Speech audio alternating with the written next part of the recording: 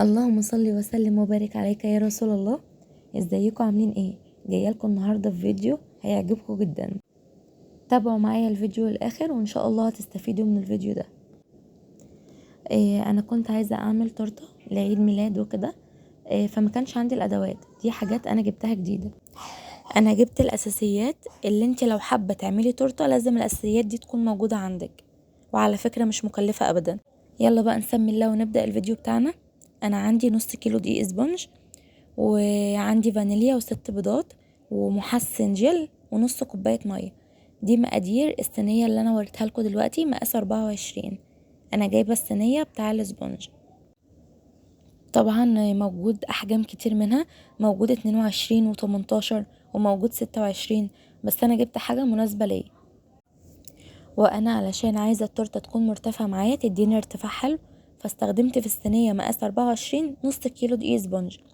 وانا بصراحة كنت عايزة اعملها بالشوكولاتة، وكنت طالباها اصلا بالشوكولاتة، كنت طالبة نص كيلو سبونج فانيليا ونص كيلو سبونج شوكولاتة، بس جالي الاتنين فانيليا. فحطيت معلقتين من الكاكاو علشان يديني الشوكولاتة، اللون والطعم الشوكولاتة، وده كاكاو اسباني خام. ونزلت بالمقادير كلها على بعض، البيض مع الدقيق مع الكاكاو مع الفانيليا. طبعا احنا بنستخدم محسن الكيك. محسن الكيك الجل ده بيخلي الكيكة هشة كده قوي، وكمان هيزود حجمها معاكي. استخدمت الفانيليا طبعا. الفانيليا السايبة هي احسن من الفانيليا البودر، لان كمية البيض عندي كتيرة، فانا الحاجة اللي بستخدم فيها كمية بيض كبيرة لازم استخدم الفانيليا السايبة، من اقوى الحاجات اللي بتقتل الزفارة بتاع البيض. هنضرب المكونات دي كلها كويس جدا، مش اقل من ربع ساعة.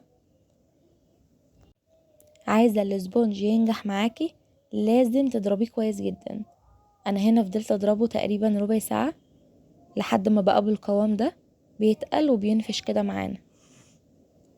جبت بقى الصينية، انا مفروض تحط ورق زبدة بس انا ما كانش عندي ورق زبدة، فحطيت حتة سمنة، دعكت بيها الصينية كويس، غلفتها بيها، وحبيت دقيق ونفضتها كويس، كلها كده اتغلفت بالدقيق. وبعد كده نزلت بالكيكة بتاعتنا، هندخلها على درجة حرارة 180، وهتاخد معاكي ساعة الا ربع. تعالوا بقى نحضر الجناش بتاعنا. معانا جناش هيطلع معاكي تحفة والله، طعمه خطير جدا، هيبقى احلى كمان من المحلات، وكمان هنعمله بطريقة اقتصادية ومش هيكلفك اي حاجة خالص. هتجيبي كمية شوكولاتة لو مثلا 400 جرام، هتحطي عليها كوباية الا ربع من اللبن، وربع كوباية كريمة، واربع معالق زيت. طبعا بتفتفتي الشوكولاته كده، بتكسريها زي ما انت عايزه بس لازم حتت صغيره. وبعد كده بتنزلي باللبن والكريمه على النار يسخنوا كويس جدا لحد ما يوصلوا لدرجه الغليان، وننزلي بقى بالشوكولاته عليها عشان تسيح على طول. الطريقه دي مش هتخليها تكتل منك ولا تخرز. انا هنا كنت مزوده الكميه لاني انا كنت عايزه اعمل روزيتات، فقلت ازود الكميه معايا. وطبعا احنا بنبدأ بالجناش اول حاجة، لان ما ينفعش نستخدمه سخن على التورته، هيسيح الدنيا كلها معانا، لازم نستخدمه يكون بارد. ولو عايزة تعملي منه روزيتات حطي في التلاجة شوية، هيجمد معاكي وهيبقى حلو جدا. الجناش ده مش هيكون بس اقتصادي معاكي، ده هيكون طعمه تحفة، وهتعرفي تعملي منه كمان روزيتات. وكمان 4 معالق الزيت اللي انت هتستخدميهم هيدوله لمعة حلوة جدا، احسن من لمعة الزبدة. الزبدة بتخليه مطفي كده شوية. انا الاسبونج دخلته الفرن، وطبعا مش هشتغل فيها غير تاني يوم، يعني انت هتدخليها الفرن تستوي، هتطلعيها تغطيها باي فوطة عندك نضيفة، وهتشتغلي فيها تاني يوم. قلت بقى اعمل في نفس الوقت ده الفاجي كيك، كنت عايزة اعمل بيه حاجات حلوة كده، هتشوفوها برضو في اخر الفيديو. والطريقة دي حلوة جدا للفاجي كيك، وهتطلعه مظبوط جدا معاكي. معاكي كوبايتين دقيق، عليهم كوبايتين سكر، عليهم كوباية كاكاو وكوباية زيت وكوباية وتلت مية، معلقة صغيرة بيكنج باودر، والفانيليا طبعا أساسي، ونص معلقة من البيكنج صودا اللي هو البيكربوناتو يعني. ودي يا ستي مقادير الفاجي كيك. هنعمل ايه بقى؟ اول حاجة هنحط السكر مع البيض، وهنضربه كويس جدا بالمضرب الكهرباء بتاعي لحد ما يوصل للقوام اللي انت شايفاه ده. بيطلع رغاوي كده وبيعمل فوم حلو، وكمان بيبقى خفيف وهش كده معانا. هننزل بالدقيق عليه، البيض مع السكر انضرب كويس جدا. هننزل بالدقيق والكاكاو والبيكنج باودر وشعرة ملح. المفروض كل ده تضربيهم مع بعض كده، تخلطيهم مع بعض ويتنخلوا مع بعض كويس، وبعد كده تحطيهم على الخليط ده. فانا هنا جبت البولة، حطيت الدقيق مع الكاكاو مع البيكنج باودر مع ذرة ملح صغيرة. هنفضل نخلطهم كويس جدا مع بعض ويتنخلوا كويس جدا مع بعض، لان ده بيفرق جدا في قوام الكيكه.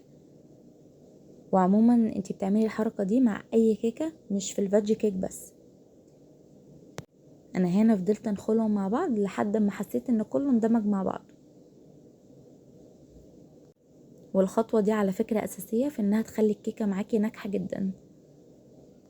اول ما اتاكدت ان هما اتنخلوا كويس جدا مع بعض، فهنزل عليهم بالخليط اللي احنا عملناه بتاع البيض والسكر، وهنضربهم كويس جدا بالمضرب الكهرباء. وعلى فكرة الخطوة دي ممكن تستغني فيها عن المضرب الكهرباء، وممكن تضربيها بالمضرب اليدوي. معانا الزيت والمية. الزيت والمية حطيناهم مع بعض على النار لحد ما سخنوا كويس وبدأوا يغلوا يوصلوا درجة الغليان. هبدأ ان انا انزل بقى حبة حبة على الكيكة واضرب كويس. انا هنا بقيت اخد بالمغرفة دي يعني مرتين 3 حبة صغيرين، يعني بحبة صغيرين، وبقيت اضرب كويس لحد ما خلصت الكمية بتاعي كلها. ما ينفعش انزل بالخليط كله مرة واحدة. وهنا كنت خلاص خلصت السائل اللي عندي كله، فكنت بضربها كويس بالمضرب الكهرباء. جبت بقى الصاج بتاعي ونزلت بقى بالمقادير. انا استخدمت المقادير اللي انا قلت لكم عليها دي في الصاج ده 1.5 مرة. انما انت لو هتعملي في صينيه عادي تقدري تستخدمي المقادير اللي انا قلت لك عليها بالظبط وتطلع معاكي مظبوطه. انا عشان كنت عايزه الكميه بتاعي تكون كبيره بس شويه، جبت الصاج بتاعي وبطنته بزيت وبعد كده بدقيق ونفضته كويس، وبعد كده نزلت بيه بالخليط بتاعي. هدخله الفرن على درجه حراره 200، وهو بيتاخر شويه في السوا عن الكيكه العاديه، يعني ممكن ياخد ربع ساعه زياده ولا حاجه. ما تقلقيش خالص، لان الكاكاو اللي فيه طبعا كميه كبيره، فهو ده اللي بيخليه يتاخر في السوا. تعالوا بقى نعمل الكريمه اللي هنغلف بيها التورته وهنحشي بيها التورته، وحرفيا مش هتدوقي في جمالها. انا استخدمت لتغليف التورته الواحده 2 كوباية من الكريمه، بس استخدمت كريمه ايه بقى؟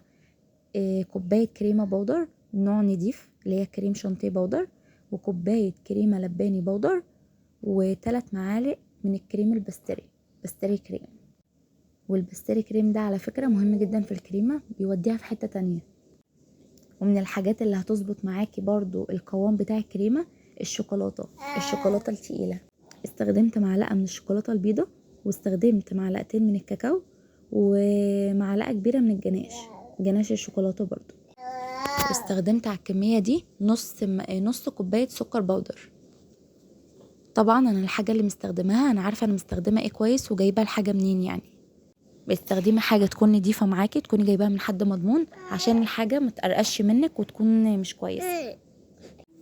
وعندك الكريمه بتاع كواليتي تارجت حلوه قوي، انا استخدمتها اكتر من كذا مره وكانت بتخلي الحاجه تحفه جدا معايا. وفي انواع كتير زي المتحده ده، برضو المتحده حلوه جدا. ضربنا الكريمه كويس جدا لحد ما وصلنا للقوام بتاعها المظبوط. التورته كانت معايا تاني يوم، يعني هي كانت استوت قبلها بيوم وغطيتها كويس.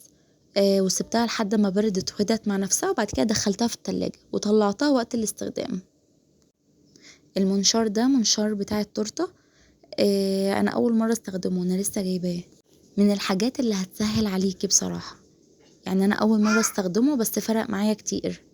وكمان في كذا حجم تقدري تقطعيه بالحجم اللي انت عايزاه. انا هنا قطعتهم 3 طبقات، مع انهم كان ينفع يتقطعوا 4 بس انا قطعتهم 3 بس. وعلى فكره اخدت معايا في الفرن حوالي ساعه، مش ساعه الا ربع. هو في الطبيعي ساعه الا ربع، بس انا عشان الفرن بتاعي يعني واطي شويه فطولت معايا هنا شوكولاته، معايا شوكولاته سما. انا جايبه الشوكولاتات كلها، الصوصات كلها استخدمها بتاع سما. طبعا منتجات سما كلها غنيه عن التعريف، ومش اول مره ان احنا نستخدمها. في منتجات كتيره حلوه، في حاجات استخدمتها وحاجات لا، فانا بعرفكم الحاجات اللي انا استخدمتها ايه.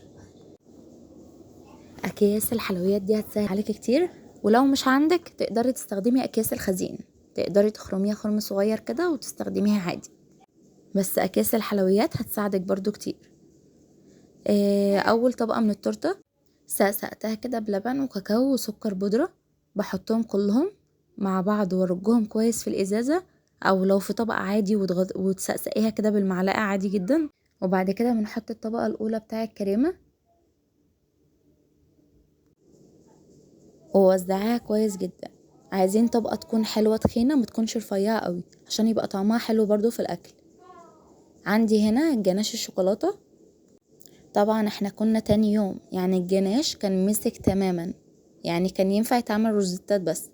فانا اخدت الكمية اللي انا محتاجاها وحطيتها على حمام مية، عملت لها حمام بخار كده وساح وبقى حلو جدا، وكان طعمه تحفة والله. يعني مش محتاج بقى كريمة لباني ولا اي حاجة. جبت الطبقة التانية وبرضو سقسقتها بالمشروب اللي معانا ده بتاع اللبن والسكر والكاكاو.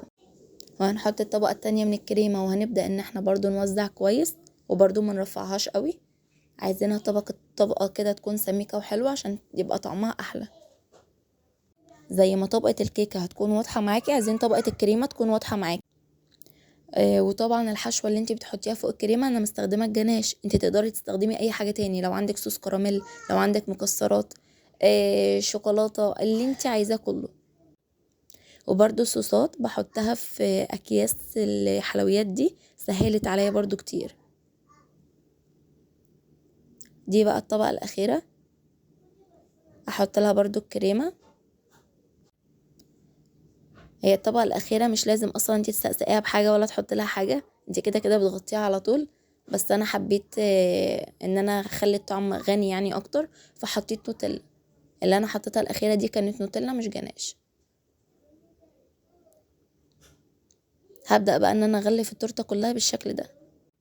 هوزع عليها طبقة كريمة كده محترمة، حط كريمة في كل حتة، وهبدأ ان انا اغطيها من فوق، وبعد كده هنزل على الجناب.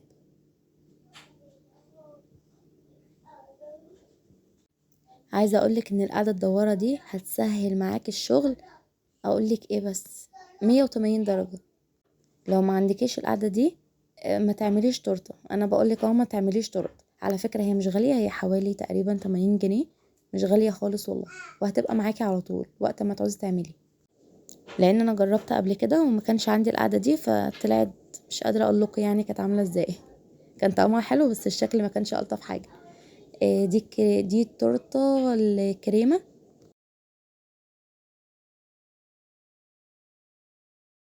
عملتها بنفس المقادير اللي عملنا بيها الاسبونج بتاع الشوكولاتة.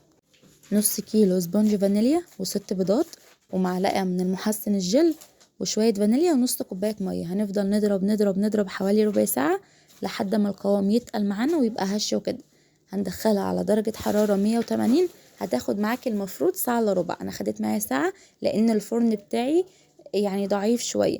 وانت لو الفرن بتاعك حامي قوي هتحطي يعني حلة مية كده تحتها اللي هي تطلع البخار ده، هيهدي الدنيا شوية ويخليها تستوي على مهلها. وبرضو دي كنا استخدمناها تاني يوم، يعني انت اول يوم لو يا اما هتسيبيها مش اقل من 4 ساعات، يا اما تسيبيها تاني يوم وتريحي نفسك عشان تبقى مظبوطة معاكي.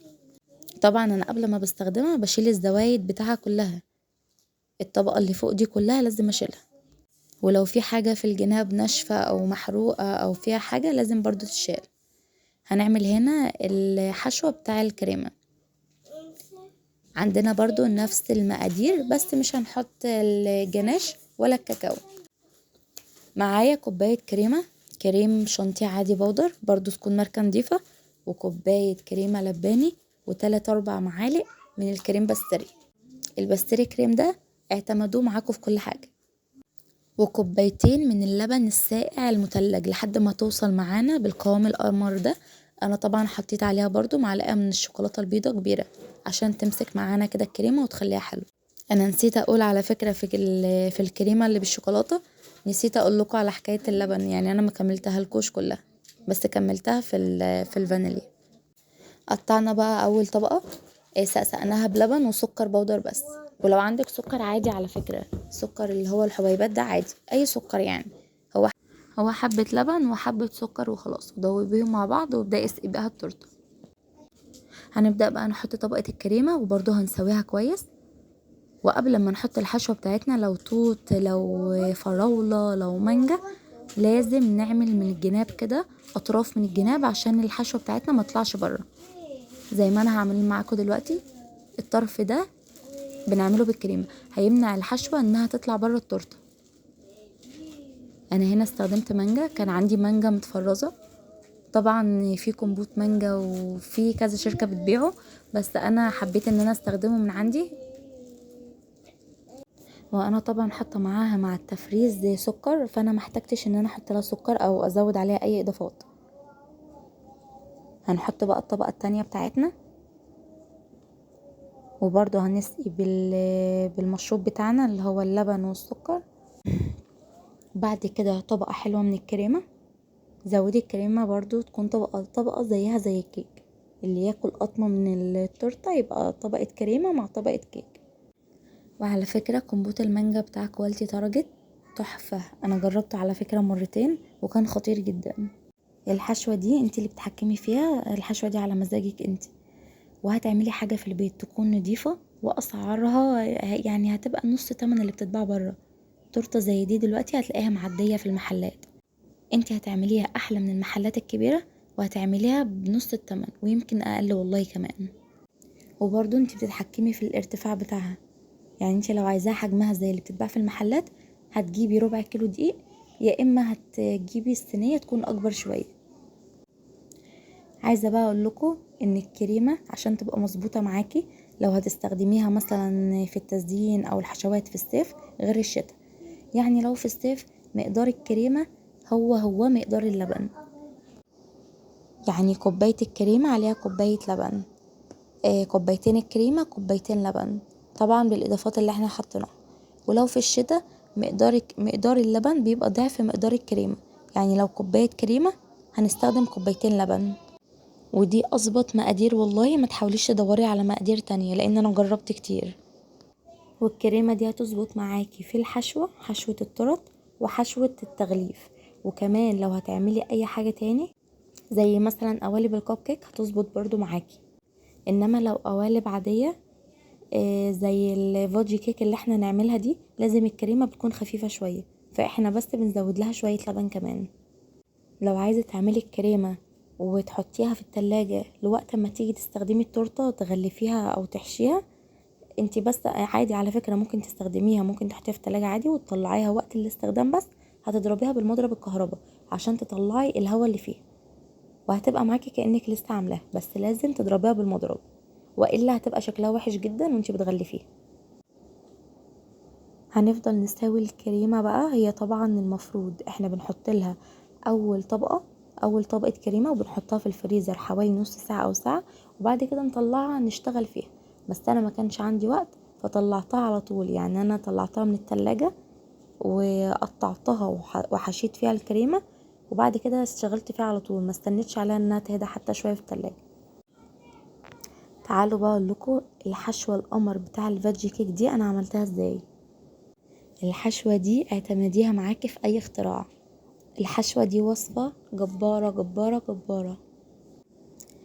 شايفين اصلا قوامها عامل ازاي، وطبعا مش قادرة اقول لكم على طعمها، واستخدميها لتغليف اي حاجة عندك. هنا بقى دي الصوصات والحشوات اللي انا جبتها تكون عندي، طبعا انا مش جايبه الحاجات دي كلها عشان اعمل بيها تورتيتين، بس انا عشان تكون موجودة عندي وقت ما اجي اعمل اي حاجة حلوة استخدمها. انا طبعا جايبه اللوتس والنوتيلا البيضه والنوتيلا العاديه، جايباهم من سما، وجبت هنا بسكوتات مجروشه اوريو ولوتس. وطبعا الحاجات دي كلها بدايل، احنا بعيد عن المقاطعه تماما، كل الحاجات دي من خارج المقاطعه وهتديكي نفس البديل نفس الطعم والله. خدت هنا كام معلقه من صوص الشوكولاته اللي هو صوص النوتيلا، وهضيف له كام معلقه زيت، هحاول ان انا اسيحه كده. وعلى فكرة الشوكولاتة بتقبل زيت عادي وقوامها بيكون حلو معاكي جدا، انتي بتخففيها على حسب القوام اللي انتي عايزاه، ما ينفعش تحطي عليها مية هتخرز منك وهتبوظ معاكي عمرها ما تظبط، احنا بنخففها بالزيت. والزيت اللي احنا بنستخدمه لازم يبقى زيت من الحلو، يعني لا له طعم ولا ريحة، زي زيت ذرة، زيت عباد. انا هنا وصلت النوتيلا بتاعي للقوام ده والله، وكان طعمها تحفة. هنعمل بقى النوتيلا البيضة، قوامها رهيب وطعمها رهيب برضو هحط عليها كام معلقة زيت، وهبدأ ان انا بقى اسيحها كويس، اقلبها يعني كويس.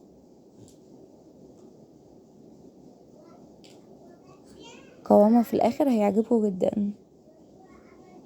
هي دي بتدوب معانا بسرعة اصلا، هي بتبقى سايحة شوية اصلا في العلبة بتاعتها عن اللوتس وعن عن النوتيلا العادية.